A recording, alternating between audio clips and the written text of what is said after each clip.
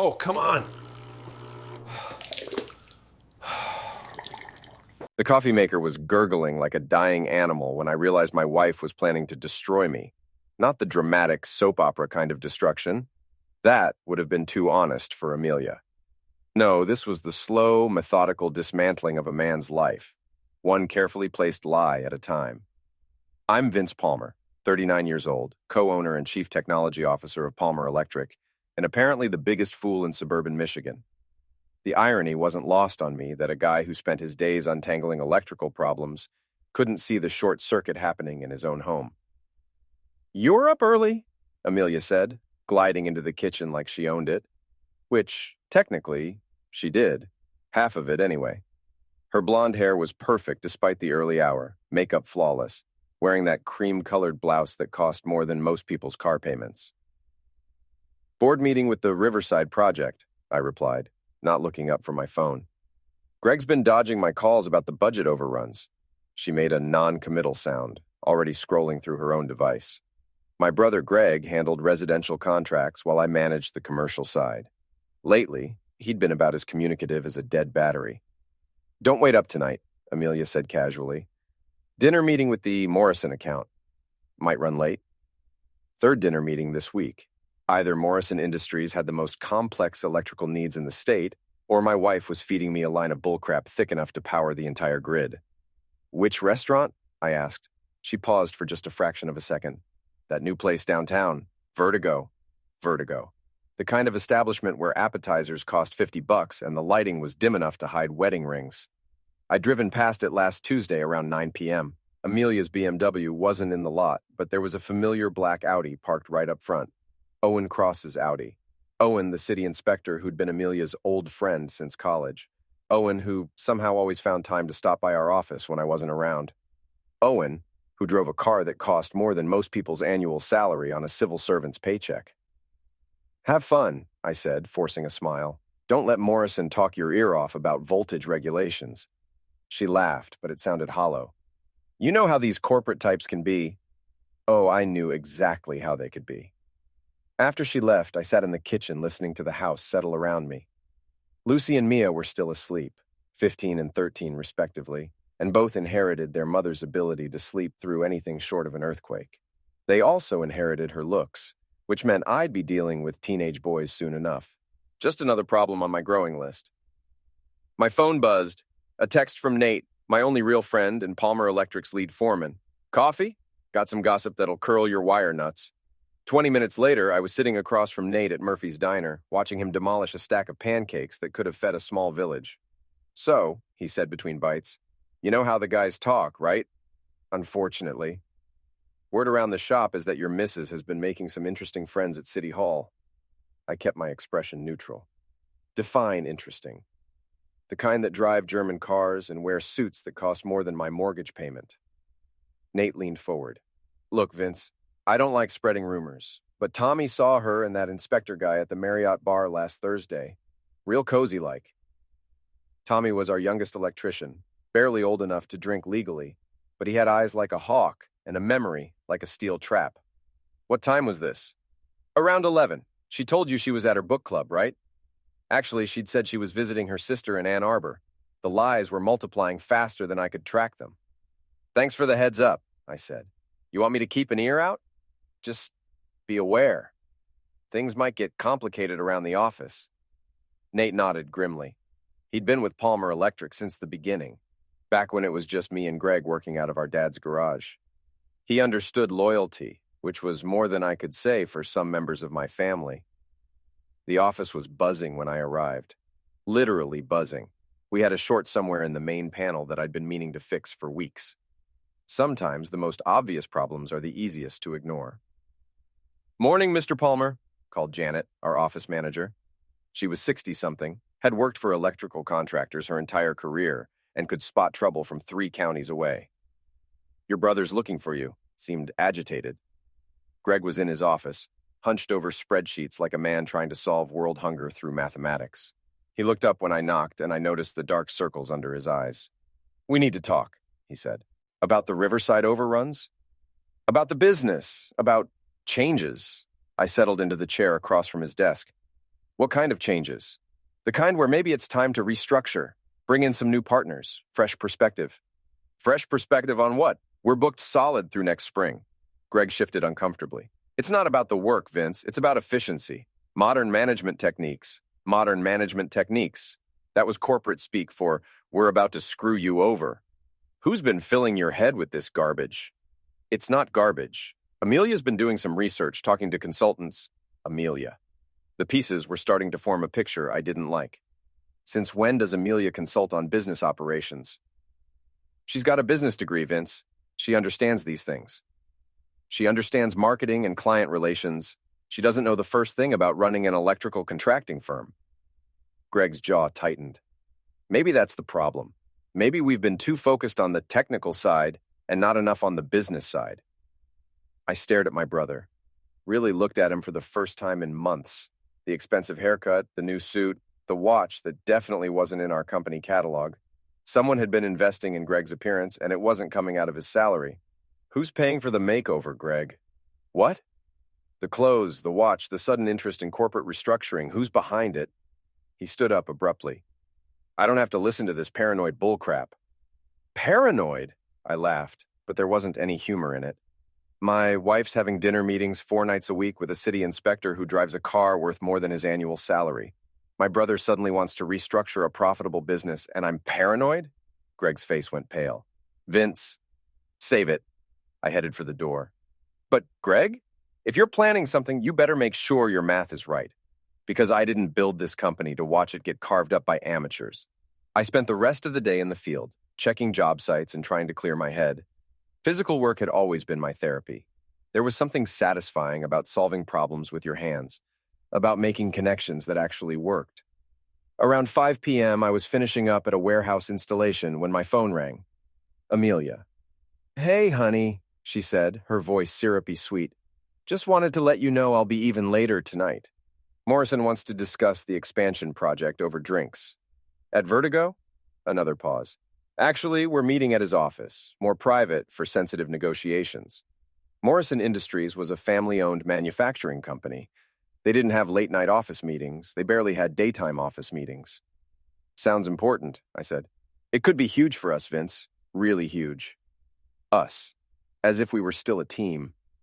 After hanging up, I sat in my truck for a long time, watching the sun set over the industrial district. Somewhere in the distance, I could hear the hum of high-voltage lines carrying power across the city. All those connections, all that energy flowing where it was supposed to go. Unlike my marriage. I drove home to an empty house. The girls were at sleepovers. Amelia was off doing whatever she was really doing, and I was alone with my thoughts and a growing certainty that my life was about to change dramatically. That's when I found the tablet. Amelia had left her iPad on the kitchen counter, probably in her rush to get ready for her meeting. It was still logged into her messaging apps, and I'm not proud of what I did next. But desperate times call for desperate measures, and I was feeling pretty desperate. The group chat was labeled Project Blue Wire. Blue wire. In electrical work, that's typically the neutral wire, the one that completes the circuit and carries current back to the source. But Palmer Electric had always used it as slang for a hot job, a project that could make or break you. The messages made my blood run cold. Amelia. Owen's place, Sat night. Can't wait for the blue wire. Owen. Everything's in place. Greg's handling the paperwork. Greg. V still doesn't suspect anything. This is going to be easier than we thought. Amelia. Just remember, he has to look unstable, erratic. The custody hearing won't go our way otherwise. Owen. My contact at the court owes me a favor. As long as we have documentation of his episodes, we're golden. Greg. What about the business assets? Amelia. Once I have custody and he's out of the picture, we can restructure however we want. Palmer Electric becomes Cross-Palmer Consulting. Owen. I like the sound of that. I read the entire conversation 3 times, my hands shaking with rage. They weren't just planning to destroy my marriage. They were planning to take my daughters, my business, and my reputation. They were planning to erase me completely. But they'd made one crucial mistake. They'd underestimated the man who'd built Palmer Electric from nothing, who'd spent 20 years learning how to solve problems that seemed impossible, who'd never backed down from a challenge in his life. They wanted to play with electricity? Fine. But they were about to learn that when you don't respect the current, you get burned. Saturday morning arrived with the kind of crisp autumn air that usually made me optimistic about life. Today, it just felt like nature mocking me. I'd spent the night reading and rereading those messages, planning my next move with the methodical precision I usually reserve for complex electrical systems. The wedding was supposed to be next weekend. Amelia's cousin Sarah was marrying some trust fund kid from Grosse Pointe, and we'd been planning to attend for months. More importantly, Amelia had scheduled her bachelorette party for tonight, a last hurrah with the girls before settling into married life. Except the messages made it clear that tonight's party was just cover for another rendezvous with Owen. I was in my home office, ostensibly reviewing blueprints for the Riverside project, when Amelia appeared in the doorway. She was wearing a black cocktail dress that probably cost more than most people's rent, and her smile had that predatory quality I'd somehow missed for months. "How do I look?" she asked, doing a little spin. "Like $1,000,000, I said honestly. "Sarah's going to love the dress." "Actually, there's been a change of plans." She perched on the edge of my desk, her perfume filling the air between us. "Sarah wants to keep things low-key tonight, just dinner and drinks at that new place downtown." "Vertigo?" Her eyes flickered. "How did you know?" "Lucky guess. You've been talking about wanting to try it." "Right." She relaxed slightly. "Anyway, we might make it a late night. You know how these things go." "Sure do." I leaned back in my chair. "Hey, speaking of changes, I've been thinking about the business." "Oh?" "Greg mentioned something about restructuring, bringing in new partners." Amelia's expression didn't change, but I caught the slight tension in her shoulders. "He's just trying to modernize things, Vince. You can be a little set in your ways." "Set in my ways?" "Traditional, conservative. Sometimes you have to take risks to grow." "And what kind of risks are we talking about?" She slid off the desk, suddenly eager to leave. "Nothing you need to worry about tonight. Just focus on relaxing. Maybe watch a game or something." After she left, I sat in the quiet house for exactly 10 minutes. Then I picked up my phone and called the wedding venue. "Riverside Country Club. This is Jennifer speaking." "Hi, Jennifer. This is Vince Palmer. I need to cancel our reservation for next Saturday." "Oh no. Is everything all right, Mr. Palmer?"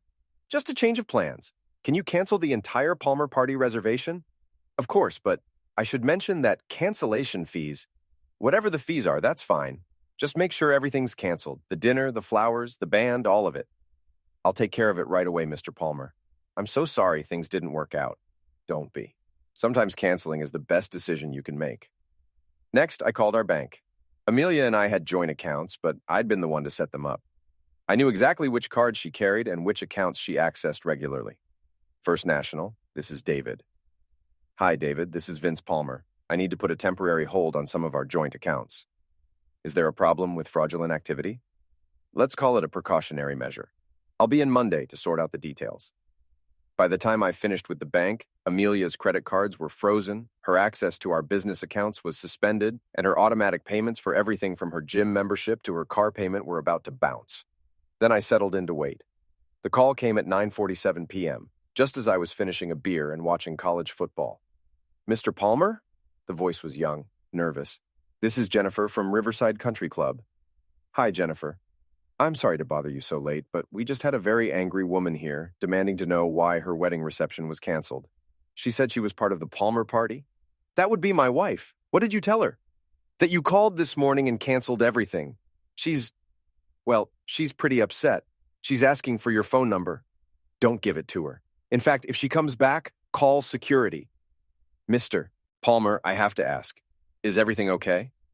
"Everything's perfect, Jennifer. Thanks for calling." I turned off my phone and poured another beer. The real show was just getting started. According to the group chat I'd been monitoring all day, the bachelorette party was supposed to end around 11, with Amelia meeting Owen at his condo afterward. Instead, she'd just had her cover story blown up in front of her friends, her cousin, and probably half of suburban Detroit's social elite. My phone started buzzing with texts around 10:15. I turned it back on just to enjoy the show. Amelia. "What the hell did you do?" Amelia. "Call me right now." Amelia. "Vince, I swear to God." Amelia. "My card isn't working. Fix this now." I typed back. "Having technical difficulties? Maybe Owen can help. He seems good with your wiring." The response was immediate. "We need to talk." "Absolutely. I'll be here all night. Bring Owen if you want." I've got some things to discuss with both of you." She didn't respond to that. Around 11:30, I heard car doors slamming in the driveway. Multiple cars. This was going to be interesting.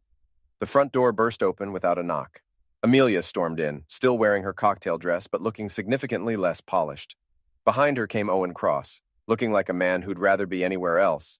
And bringing up the rear was an older man I recognized as Amelia's father, Richard Garrow. "You son of a bitch," Amelia snarled. "Do you have any idea what you've done?" "Saved myself about $30,000 in wedding expenses," I suggested. "Plus the cost of a divorce lawyer since you were obviously planning to leave anyway." Owen stepped forward, trying to look intimidating in his expensive suit. "Vince, I think there's been a misunderstanding." "The only misunderstanding," I interrupted, "is you thinking I'm stupid enough not to notice when my wife's screwing the city inspector." Richard Garrow's face turned purple. "How dare you speak about my daughter that way? Your daughter's been planning to destroy my life, take my kids, and steal my business. I'd say that earns her some honest feedback." Amelia's eyes were wild. "You're delusional. You've lost your mind." "Have I?" I pulled out her tablet, which I'd thoughtfully brought downstairs. "Project Blue Wire. Interesting name for a conspiracy." The color drained from Owen's face. Amelia looked like she might throw up. "That's private property," Owen said weakly. "It was sitting on my kitchen counter. In my house, that I pay for." I scrolled through the messages. Let's see. V still doesn't suspect anything. That's me, right? V for Vince? "You're taking those messages out of context," Amelia said, but her voice had lost its edge. "Am I? What's the context for he has to look unstable and the custody hearing won't go our way otherwise?" Richard Garrow snatched the tablet from my hands. "This doesn't prove anything." "It proves enough." I looked at Owen. "Tell me, how does a city inspector afford a $60,000 car? Because I'm pretty sure the taxpayers would be interested in that math." Owen's jaw tightened. "My finances are none of your business. They are when you're planning to steal half of mine." That's when things got physical. Owen lunged at me, probably thinking he could intimidate me into backing down. What he didn't know was that I'd spent the last 15 years doing physical labor and the last 5 years hitting the gym religiously. He was soft, corporate soft, and I was not. I sidestepped his clumsy charge and grabbed the nearest weapon, a surge protector from the entertainment center. The irony was perfect. "You want to get wired up, Owen?" I swung the surge protector like a club, catching him across the shoulder. "Let me help you with that." He stumbled backward, more surprised than hurt. "You're crazy! Crazy like a fox!" I advanced on him, surge protector raised. "Stay away from my wife, stay away from my business, and stay the hell away from my family." "Vince!" Amelia grabbed my arm. "Stop it!" I shook her off. "You don't get to tell me to stop anything. You lost that right when you decided to destroy my life." Richard Garrow was on his phone, probably calling the police. Let him. I had documentation of their conspiracy, and Owen had thrown the first punch. "Get out of my house," I said quietly. "All of you. Get out now and don't come back." "This isn't over," Owen snarled, nursing his shoulder. "You're right, it's not." I smiled, and it wasn't a nice smile. "It's just getting started." After they left, I poured myself a whiskey and sat in my living room thinking. The first phase was complete. I'd disrupted their timeline and forced them into the open. But they'd regroup quickly, and they'd come back with lawyers and court orders and all the weapons that money and connections could buy. That was fine. I'd been preparing for this fight longer than they knew. I went back to my office and opened my laptop. Time to do some real research on Mr. Owen Cross, city inspector and would-be homewrecker. Because if there's one thing you learn in the electrical business, it's that every system has a weak point. You just have to know where to look. Sunday morning brought a hangover I hadn't earned, and a clarity I definitely had. The house felt different now, not like a home, but like a crime scene where the crime hadn't been committed yet. I made coffee and started making lists, the way I always did when facing a complex problem. List 1, what they had on me. Honestly, not much. I paid my taxes, didn't cheat on my wife, and ran a legitimate business. Their plan to make me look unstable would require manufacturing evidence. List 2, what I had on them. The group chat was a good start, but I needed more. Financial records, phone logs, anything that would prove the scope of their conspiracy. List 3, what I needed to protect. My daughters, first and foremost. My business, second. My reputation, a distant third. I could rebuild that if necessary. I was halfway through my second cup of coffee when Lucy wandered downstairs, still in her pajamas and looking confused. Dad? Why is Mom stuffing garbage bags on the porch? I'd forgotten about that part. After the confrontation, I'd spent a couple hours packing Amelia's belongings. Not out of spite, well, not entirely out of spite, but because I knew she'd be back with a locksmith and possibly a sheriff's deputy. Your mother and I are having some problems, kiddo. Lucy was 15, old enough to understand that problems was adult code for your world is about to change dramatically. She sat down across from me, her expression serious. Is it because of that guy with the fancy car? Smart kid. Too smart for her own good sometimes. You know about Owen? I'm not blind, Dad. He's been coming around the office a lot, and Mom gets all weird and giggly when he's here. She paused. Plus, Mia saw them kissing in his car last week. Mia saw what? She was walking home from Emma's house and saw Mom and that guy making out in the parking lot behind Starbucks. She didn't want to tell you because she thought you'd get mad at her. I closed my eyes and counted to 10.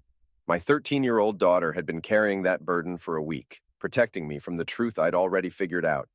Where's your sister now? Still asleep. Dad, are you and Mom getting divorced? The question hung in the air like smoke. I could lie, try to protect her from the ugliness that was coming. But Lucy deserved better than that. Probably, yeah. She nodded like she'd expected that answer. Good. Good? She's been mean to you for months. Like, really mean. And she's always on her phone, and she never asks about school or friends or anything. Lucy shrugged. Honestly, I was wondering why you put up with it. Kids see everything. Remember that if you ever think you're hiding your problems from them. What about Mia? She'll be okay. She's tougher than she looks. Lucy reached across the table and squeezed my hand. We'll all be okay, Dad. I hoped she was right. Around noon, Nate called. You busy? I've got some information you might find interesting. We met at Murphy's Diner again. Nate looked like he'd been up all night, which probably meant he'd been doing exactly what I'd asked him not to do, digging into things that weren't his business.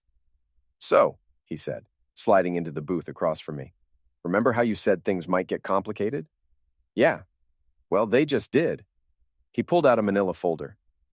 I've got a buddy who works for the city, maintenance department. He's been hearing rumors about certain inspectors taking payments to expedite permits.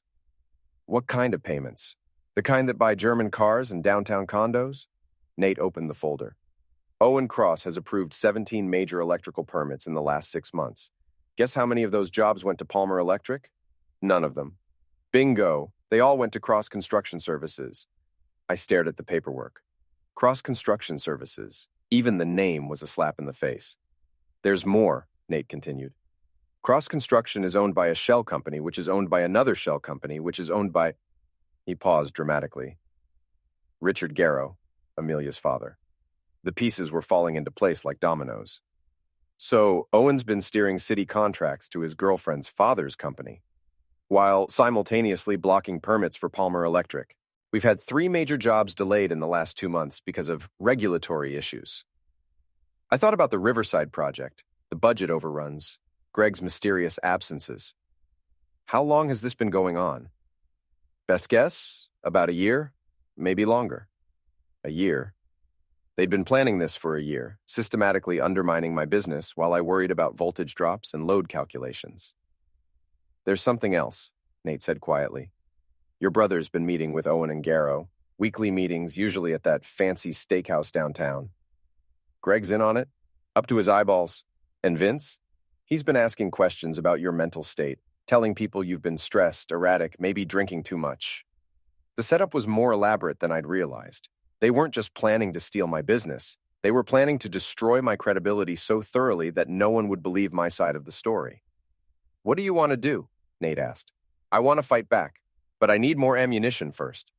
What kind of ammunition?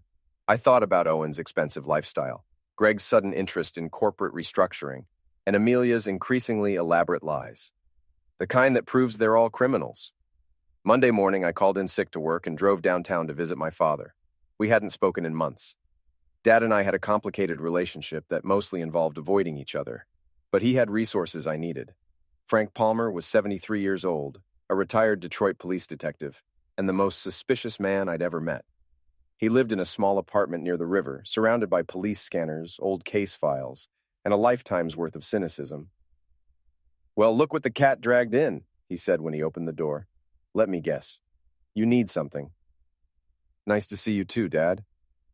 His apartment smelled like coffee and old cigarettes. The walls were covered with commendations, crime scene photos, and newspaper clippings from cases he'd worked. Frank Palmer had spent 40 years putting bad guys in prison, and retirement hadn't dulled his instincts. "So, what's the problem?" he asked, settling into his recliner. "Wife trouble?" "How'd you know?" "You've got that look. Same look your mother had right before she divorced me." He chuckled. "What'd you do wrong?" "Nothing. That's the problem." I told him everything. The affair, the conspiracy, the business sabotage, all of it. Dad listened without interrupting, occasionally making notes on a yellow legal pad. "You've got a real problem," he said when I finished. "These people aren't amateurs. Can you help?" "Depends. How dirty are you willing to get?" I thought about Lucy and Mia, about the business I'd built from nothing, about 20 years of marriage that had apparently been a lie. As dirty as necessary. Dad smiled for the first time since I'd arrived. "That's my boy." He spent the next hour making phone calls to people with names like Bulldog and the Ferret. By the time he finished, I had appointments with a private investigator, a forensic accountant, and a divorce lawyer who specialized in high-conflict cases. "One more thing," Dad said as I was leaving. "You're going to need to document everything from now on. Every conversation, every threat, every attempt at contact. These people are going to try to provoke you into doing something stupid. What if they succeed? Then you'll lose everything, and they'll win." He gripped my shoulder. "Don't let them win, son." I drove home feeling like I had a plan for the first time in days. The plan was simple: gather evidence, build a case, and destroy them before they could destroy me. What I didn't expect was to find Owen Cross sitting in my driveway when I got home. He was leaning against his black Audi, looking like he owned the place. When he saw me pull up, he straightened and walked over to my truck. "We need to talk," he said. "No, we don't." "This thing with Amelia, it's not what you think." I laughed. "It's exactly what I think. You're screwing my wife and trying to steal my business." "The business thing is separate. That's just smart investing." "Smart investing?" I got out of my truck, suddenly furious. "You've been blocking my permits and steering contracts to your shell companies. That's not investing, that's fraud." Owen's expression hardened. "You can't prove any of that. Want to bet?" We stood there facing each other in my driveway, two men who'd reached the point where words weren't going to solve anything. Owen was bigger than me, but he had that soft look of someone who'd never been in a real fight. "Here's what's going to happen," he said quietly. "You're going to sign over your share of Palmer Electric to Greg. You're going to agree to joint custody of the girls, and you're going to keep your mouth shut about things that aren't your business. And if I don't, then things get unpleasant. For you, for your daughters, for your business. We have resources, Vince. Connections. We can make your life very difficult." That's when I realized they'd already decided I was a threat that needed to be eliminated. The nice approach was over. From now on, it was war. "Get off my property," I said quietly. "Think about what I said." "I am thinking about it. I'm thinking about how much I'm going to enjoy watching you explain your lifestyle to a federal judge." Owen's face went pale. "You don't know what you're messing with. Neither do you." After he left, I sat in my truck for a long time, thinking about what Dad had said.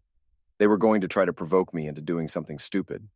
Well, they'd succeeded. But maybe stupid was exactly what the situation called for. Tuesday morning, I walked into Palmer Electric like nothing had changed. Janet looked up from her desk with the expression of someone who'd been fielding uncomfortable phone calls. "Morning, Mr. Palmer. Your brother wants to see you." "I bet he does." Greg was waiting in his office with a man I didn't recognize. Expensive suit, briefcase, the unmistakable look of a lawyer who charged by the minute. "Vince, this is Robert Chen, our corporate attorney." I shook Chen's hand, noting the firm grip and calculating eyes. Didn't know we needed corporate representation. "Given recent events," Chen said smoothly, "Greg thought it would be wise to clarify certain business arrangements." "What kind of arrangements?" Greg cleared his throat. "The partnership agreement we signed 15 years ago. It has some ambiguous language regarding dissolution and asset distribution." I sat down, suddenly very interested. "Ambiguous how?" Chen opened his briefcase and pulled out a thick document. "The current agreement states that in the event of a partner's incapacity, mental or physical, the remaining partner assumes full control of business operations." Define incapacity. The language is deliberately broad. Substance abuse, erratic behavior, actions detrimental to the company's reputation. I looked at Greg, who couldn't meet my eyes. You're trying to have me declared incompetent. We're trying to protect the business, Greg said. Your behavior lately has been concerning... My behavior? Chen consulted his notes. Canceling client events without authorization, making threats against city officials, displaying signs of paranoia and aggression. They'd been busy. In less than 3 days, they'd built a narrative that painted me as an unstable business partner who needed to be removed for everyone's good. Who's been feeding you this information? I asked. Multiple sources, Chen replied. Employees, clients, family members. Family members like my wife, who's been screwing a city inspector? Chen's expression didn't change. Personal marital issues aside, the business needs stability. You're right, it does. I stood up. Which is why I'm calling an emergency board meeting for tomorrow morning. Full partnership review, complete financial audit, the works. Greg's face went white. Vince, that's not necessary. It's absolutely necessary. If you want to question my competency, let's do it properly, with lawyers, accountants, and full disclosure of all business relationships. I walked out before they could respond, leaving them to contemplate what a full audit might reveal about their creative bookkeeping. My next stop was the private investigator Dad had recommended. Maria Santos worked out of a small office above a bail bondsman, which should have been my first clue about her client base. So, she said, reviewing the notes I'd given her, your wife's cheating, your brother's stealing, and the city inspector's running a kickback scheme. Just another Tuesday in Detroit. Can you prove it? Honey, I can prove anything if you give me enough time and money. Question is, what do you want to do with the proof? I want to destroy them, Maria smiled. Now you're talking my language. She explained her approach. Financial surveillance, photographic evidence, digital forensics. Within a week, she'd have enough documentation to bury all 3 of them. One thing, she said as I was leaving, these people are going to fight back, hard. You sure you're ready for that? I'm sure. Good, because it's about to get ugly. She was right. By Wednesday morning, the ugliness had reached epic proportions. I arrived at the office to find 2 police officers waiting in the parking lot. Behind them, Owen Cross stood next to his Audi, looking smug. Vincent Palmer? The older officer asked. That's me. We need to ask you some questions about an incident yesterday evening. What kind of incident? Owen stepped forward. Someone vandalized my car, slashed the tires, scratched the paint, left some very unpleasant messages. I looked at the Audi. Someone had indeed done a number on it. All 4 tires flat, long scratches along both sides, and what appeared to be dog feces smeared on the windshield. That's unfortunate, I said. But I don't see what it has to do with me. Mr. Cross says you threatened him on Monday, the younger officer said. Made some statements about making his life difficult. I told him to stay away from my family. That's not a threat. That's a reasonable request. Owen pulled out his phone. I recorded our conversation. You clearly threatened to... I clearly told you to get off my property. I looked at the officers. Am I under arrest? Not at this time, the older officer said. But we'd appreciate if you stayed available for questions. I'll be right here, working at the business I built. After they left, I called Maria Santos. Someone vandalized Owen's car last night, I told her. Wasn't me, she said immediately. I don't do property damage. I didn't ask if it was you. I'm just saying someone beat us to it. Interesting. You got any ideas who might have done it? I thought about Nate, about Tommy and the other guys who'd worked for Palmer Electric for years, men who didn't appreciate seeing their boss get screwed over. No idea, I said. But whoever it was, they've got good taste in targets. The board meeting that afternoon was a masterpiece of corporate theater. Greg and Chen had prepared a presentation about my declining mental state and the need for immediate intervention. They had statements from employees, documentation of my erratic behavior, and a proposed restructuring plan that would leave me with a minority stake in my own company. What they didn't have was an answer for the financial irregularities Maria Santos had uncovered in just 2 days of investigation. Interesting expenses here, I said, reviewing the documents she'd provided. $17,000 in consulting fees paid to Cross Construction Services. What exactly were they consulting about? Greg shifted uncomfortably. Regulatory compliance issues. Regulatory compliance that required weekly dinners at Morton's Steakhouse? Chen leaned forward.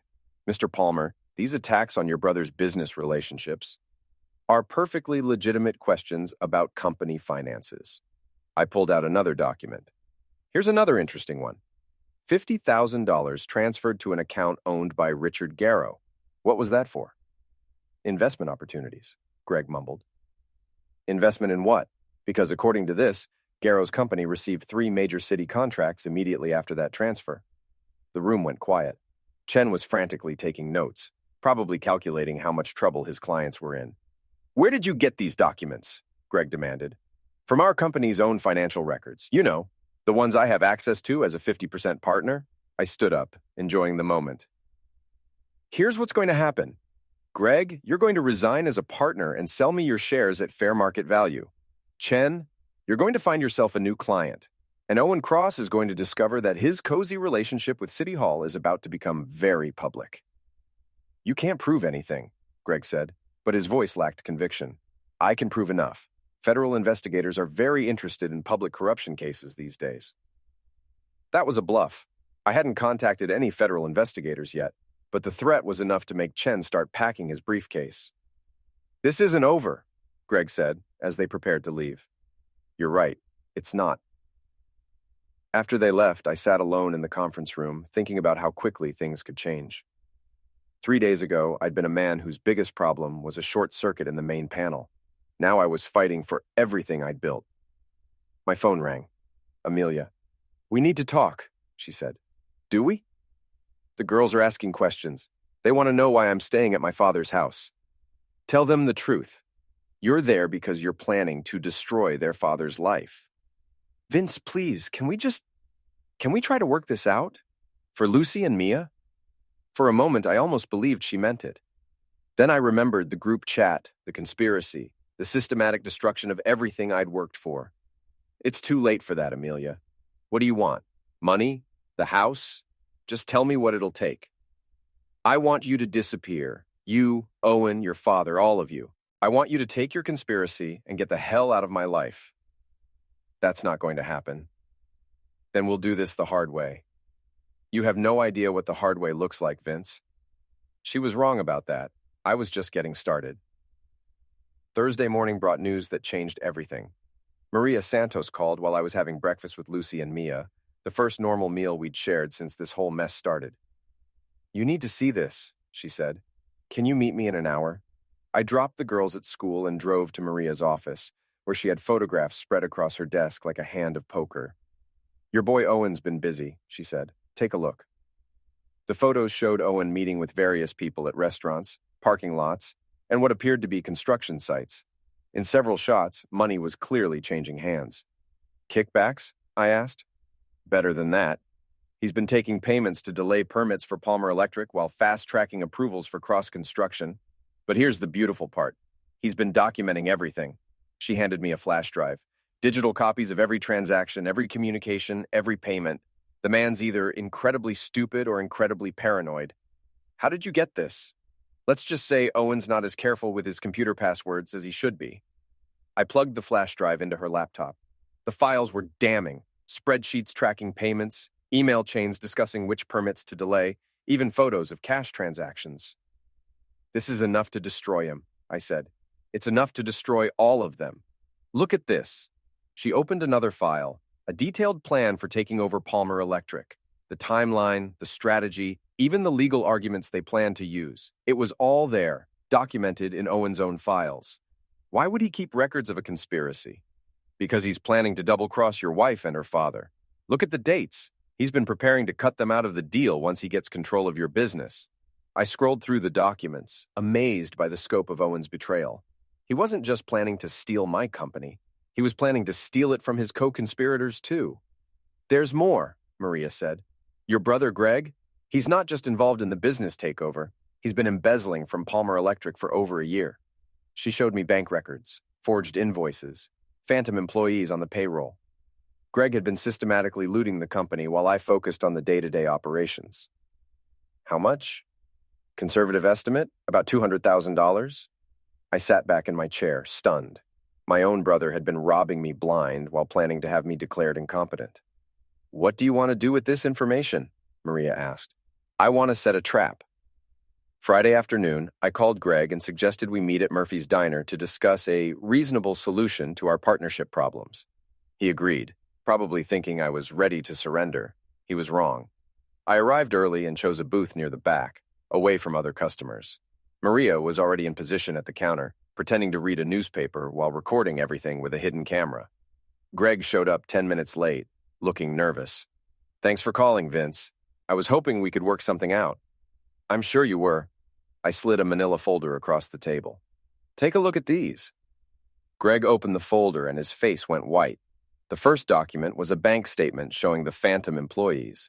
The second was a copy of his personal account, showing deposits that corresponded exactly to the missing money. "Where did you get these?" he whispered. "Does it matter? The question is, what are we going to do about it?" "Vince, I can explain.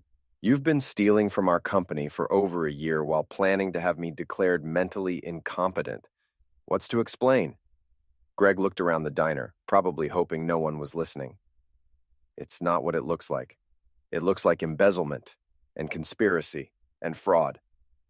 The money was just a loan. I was going to pay it back." "When? After you stole my half of the business?" Greg's shoulders sagged. "How much do you know?" "Everything. The kickback scheme with Owen, the plan to frame me as unstable, the fake consulting fees to your girlfriend's father, all of it." "Amelia's not my girlfriend." "I know. She's Owen's girlfriend. You're just the useful idiot who's helping them steal my company." That hit home. Greg's face flushed with anger and embarrassment. "You always thought you were better than me," he said. "Smarter, more successful, Dad's favorite. Dad hated both of us equally. Don't make this about childhood."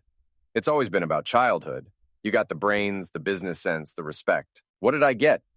You got an equal partnership in a successful company, and you pissed it away because you were jealous." Greg leaned across the table. "You want to know the truth? This whole thing was my idea. Owen and Amelia were just having an affair. I'm the one who suggested we could use it to take over Palmer Electric." I kept my expression neutral, but inside I was celebrating. He'd just confessed to conspiracy on camera. "Why?" I asked. "Because I deserve half of everything we built, and I was tired of being the junior partner in my own life. So you decided to destroy me instead of just asking for a bigger role in the company." "Would you have given it to me? Honestly, probably not." Greg had never shown much interest in the business side of things, but that didn't justify theft and conspiracy. "We'll never know now," I said. Greg studied my face. "What are you going to do?" "I'm going to give you a choice. You can resign from Palmer Electric, pay back the money you stole, and disappear. Or I can call the FBI and let them sort it out. You don't have enough evidence for federal charges." I smiled. "Want to bet?" I pulled out my phone and showed him photos of Owen's files, the kickback records, the conspiracy documents, everything Maria had uncovered. "Owen's been keeping very detailed records," I said, "including records of payments to you." Greg stared at the phone screen, his face getting paler by the second. "He's going to throw you under the bus," I continued. "You know that, right? When this all comes out, Owen's going to claim he was just following your instructions. You'll be the mastermind, and he'll be the poor city inspector who got corrupted by a greedy businessman." "That's not—" "He wouldn't. He's already preparing to double-cross Amelia and her father. What makes you think you're special?" Greg was quiet for a long time, staring at the documents spread across the table. "What do you want?" he finally asked. "Your resignation, effective immediately, full repayment of stolen funds within 30 days, and a signed confession detailing your role in the conspiracy. And if I do that, I don't call the FBI. You get to start over somewhere else with a clean slate." "What about Owen and Amelia? They're not your problem anymore." Greg nodded slowly. "I'll need a few days to get the money together. You have until Monday. After that, the offer expires." After Greg left, Maria joined me in the booth. "Think he'll take the deal?" she asked. "He doesn't have a choice. The evidence against him is overwhelming." "What about the other two?" I thought about Owen's arrogance, Amelia's sense of entitlement, the way they'd systematically tried to destroy my life. They're not getting a deal. What's the plan? Public humiliation, complete destruction of their reputations, and maybe a little creative revenge. Maria grinned. "Now you're talking my language." Saturday morning, I put the final phase of my plan into motion. It was time to show Owen Cross and my soon-to-be ex-wife exactly what happened when you tried to steal from Vincent Palmer. The first step was simple. I called a press conference. Saturday morning, I stood in the parking lot of Palmer Electric, surrounded by reporters, city officials, and about half the electrical contractors in Detroit. Word had spread quickly that I was going to make some kind of major announcement about city corruption, and everyone wanted to be there for the show. Maria Santos stood nearby, holding a briefcase full of evidence. My father was there too, looking proud for the first time in years. Even Nate had shown up, grinning like he was about to watch his favorite team win the Super Bowl. "Thank you all for coming," I began, my voice carrying across the parking lot. 3 days ago, I discovered that my wife, my business partner, and a city inspector named Owen Cross were conspiring to steal my company through a combination of fraud, embezzlement, and public corruption. A murmur went through the crowd. Several reporters started taking notes frantically. "Today, I'm going to show you exactly how they plan to do it." I nodded to Maria, who began distributing copies of Owen's files to the reporters. Bank records, email chains, photographs of cash transactions, everything we'd uncovered in the past week. Owen Cross has been taking kickbacks to delay permits for Palmer Electric, while fast-tracking approvals for companies owned by Richard Garrow, my wife's father. The total value of these illegal transactions exceeds $500,000. A reporter from the Detroit Free Press raised her hand. "Do you have proof of these allegations?" "I have Owen Cross's own records, documented in his personal files and corroborated by bank transactions." I held up a flash drive. "Every payment, every delayed permit, every illegal approval is documented here." Another reporter called out, "What about your wife's involvement?" "Amelia Palmer has been working with Cross and Garrow to have me declared mentally incompetent so they could seize control of Palmer Electric. They plan to use fabricated evidence of erratic behavior to justify removing me from the company I built." That's when things got interesting. A black Audi pulled into the parking lot, followed by a Mercedes sedan. Owen Cross got out of the Audi, looking like a man walking to his execution. Richard Garrow emerged from the Mercedes, his face purple with rage. "This is all lies," Garrow shouted, pushing through the crowd. "This man is having a mental breakdown." "Mr. Garrow," I said calmly, "would you like to explain why your company received 3 major city contracts immediately after you paid $50,000 to Owen Cross?" Garrow's mouth opened and closed like a fish. Owen grabbed his arm, probably trying to keep him from saying something incriminating. "We don't have to listen to this," Owen said. "Come on, Richard." "Actually, you do." My father stepped forward, showing his retired police badge. "Because I've already forwarded copies of all this evidence to the FBI's Public Corruption Unit." The color drained from Owen's face. "You can't prove anything. I can prove everything." I pulled out my phone and opened the voice memo app. "Including this conversation I recorded yesterday with my brother Greg, where he confessed to embezzling $200,000 and masterminding the entire conspiracy." I played a snippet of Greg's confession, his voice clearly admitting to the theft and conspiracy. The crowd went silent. "Greg Palmer has agreed to cooperate fully with federal investigators in exchange for leniency," I continued. "He's provided detailed information about the kickback scheme, the embezzlement, and the plan to steal Palmer Electric." Owen looked like he might throw up. Garrow was backing toward his car, probably calculating how quickly he could get to an airport. "There's more," I said, enjoying the moment. "Owen Cross has been keeping detailed records of his criminal activities, including photographs of cash transactions and spreadsheets tracking illegal payments. He's also been planning to double-cross his co-conspirators once he gained control of my company." I nodded to Maria, who distributed another set of documents. Owen's plans to cut out Amelia and her father once the takeover was complete. "You son of a bitch!" Garrow snarled at Owen. "You were going to screw us over?" "Richard, not here! Not here! Not here!" Garrow's voice rose to a shout. "You lying piece of garbage! We had a deal!"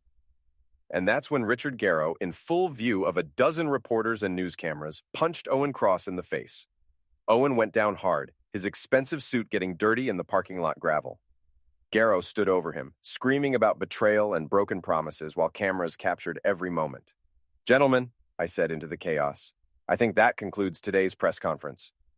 The reporters scattered, racing to file their stories. The city officials huddled together, probably trying to figure out how to contain the damage. And Owen Cross lay in the gravel, his nose bleeding and his career in ruins. But I wasn't done yet. Sunday morning, while Owen and Garrow were dealing with FBI agents and arrest warrants, I paid a visit to Amelia. She was staying at her father's house, probably hoping the whole thing would blow over. She answered the door in a bathrobe, looking like she hadn't slept in days. "Hello, Amelia." "Vince, I saw the news." "I figured you might." She stepped aside to let me in. The house was quiet.